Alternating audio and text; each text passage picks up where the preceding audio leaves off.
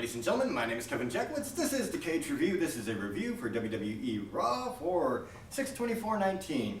And to get right into it, you have Seth Rollins. He comes out, gonna do a promo, but he gets cut off very quickly by Becky Lynch. Of course, they're a couple, so they're having a fun back and forth about her getting, cutting him off. And she's like, I got something to say. They get interrupted by Baron Corbin. Lacey Evans comes out, and it turns into a mixed tag match that's gonna happen later. That was your open. Then you get a, what is it, Fatal 4-Way or is it 3-Way? Usos, Revival, Daniel Bryan, Eric Rowan, Xavier Woods, Big E. So Fatal 4-Way tag team match.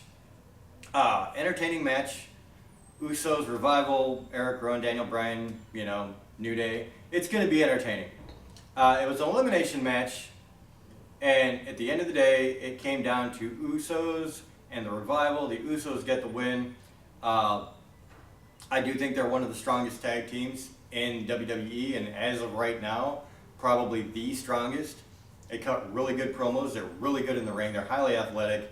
So it kind of sucks that you kind of see the same few tag teams, but at the end of the day, they're not really pushing tag teams. And with the limited amount that they have, you've only got a few that you can use. And New Day and Usos are at the top of that list. They have to be. Then you get a Braun Strowman tractor trailer bit where he's pulling the semi, and it took him a while to get the thing moving, but he got it moving. Okay. Then you got Miz TV with R-Truth. He's got Carmella with him, and Drake Maverick comes out and he's, crying about his life's been flushed down the toilet. And so R-Truth gives him another chance at the 24/7 championship, and they said they're going to bar everybody from coming to ringside during that point just for that match. So it turns into a match. It was really quick. It was a squash. R-Truth gets the win, and then of course everybody comes down chasing them. Charlie interviews Drake Maverick after that, and he's just dejected and doesn't really say anything. All around, this has been pretty entertaining. I don't want them to go to the well too many times though. Change it up. Make it fun, keep what you've been doing. If you stay on one track and do it for too long, which is something WWE is terrible about, you'll lose interest. So far it's still entertaining, but let's not lose sight of, what makes it entertaining. Then you get backstage, Baron Corbin, Lacey Evans bit, and now they're joining forces to take on Seth Rollins and Becky Lynch, and no one cares. Then you get Shane O'Mac and Drew McIntyre versus Roman Reigns. This is obviously pointless. Nobody cares about this feud anymore. The only thing they did that was trying to make everybody pop is Roman is getting beat down by two guys, and then all of a sudden Shane McMahon's getting ready to do a coast to coast. The lights go off, the Undertaker's bell tolls, lights come on, there's the Undertaker. He takes him out, so apparently it's going to be the Undertaker and Roman Reigns versus Shane O'Mac and Drew McIntyre.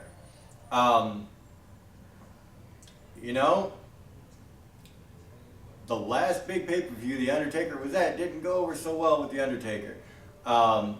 And there was a lot of things that you could say was Goldberg's fault, and Goldberg definitely screwed the pooch in that match, but it didn't take Undertaker very long to get gassed. And so this is treading back into dangerous territory here, I think. So that match was a no finish. Undertaker comes out, kills everybody. And so then you get Braun Strowman and Bobby Lashley in a tug of war. Whoever thought of this needs to get fired yesterday. It was stupid. It was pointless. Braun Strowman, he wins the tug of war. Bobby Lashley attacks him afterwards. Don't care. Literally could care less. So there's that. Then Charlie interviews AJ Styles backstage. Gallows and Anderson are there in a conga line, and so AJ's like, when are you guys going to start taking yourselves seriously? Same thing they've been doing. So then it turns into Gallows and Anderson versus the Viking Raiders. Viking Raiders win in convincing fashion. There you go. Backstage, Alexa Bliss, Nikki Cross, Natalya, and Naomi bit, and really the latter two really didn't have much to do with it. It's the two former Alexa Bliss and Nikki Cross. They're talking about Bayley. The other two come in. They're trying to warn Nikki Cross that Alexa Bliss is just using her. Not much to it. Then you get this big 24/7 bit where it just cuts to the ring. All of a sudden, it was really weird. There wasn't any transition. It was just R-Truth in the ring. There's a bunch of guys fighting. 24/7, it just chaos. Heath Slater wins the belt. R-Truth wins it back. Cedric Alexander wins the belt. And then EC3 wins it from him. And then R-Truth regains again. And that's where they leave it off. Carmella and him run through the back, and then he escapes with the belt again. So you get a backstage Ricochet interview where, not like I said with the pay-per-view Stomping Ground, like he's being himself. I just wish he would have more personality. And I think this interview really emphasizes that. Like he's doing his own thing. He's being his own person. I just wish more of that personality would pop up. Just my thoughts. So, with that, you have in-ring Kofi Kingston. He's doing this interview. He gets interrupted by Sami Zayn and Kevin Owens. Turns into a match with Kofi Kingston and Sami Zayn. Kofi Kingston wins pretty convincingly, and then Kevin Owens challenges him. So it's Kofi Kingston versus Kevin Owens now, and same thing. Kofi wins pretty quickly. So he beats Sami, he beats Kevin, he's going up the ramp, and then Samoa Joe out of nowhere comes out and just attacks him, decimates him. Makes it look very convincing, like only Samoa Joe can do. And so that was very cool. So I think that would be a good feud. I mean, Samoa Joe, frankly, he's one of the best on the roster, I think. He's damn good in the ring, he's damn good, he's really good on a mic. So I liked it. Then you get Naomi versus Alexa Bliss with Nikki Cross. The short version is Alexa Bliss wins, and Natalya comes out to help out Naomi. And then it turns into a tag match, Alexa Bliss and Nikki Cross versus Naomi and Natalya. And again, Alexa Bliss and Nikki Cross win. Clearly they're building something with Nikki Cross and Alexa Bliss. I don't know what.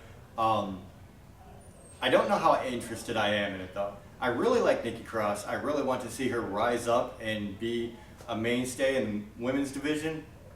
I don't know. We'll see what happens. That's all I can say at this point. So they finish the whole show, surprisingly to me, with the U.S. Championship.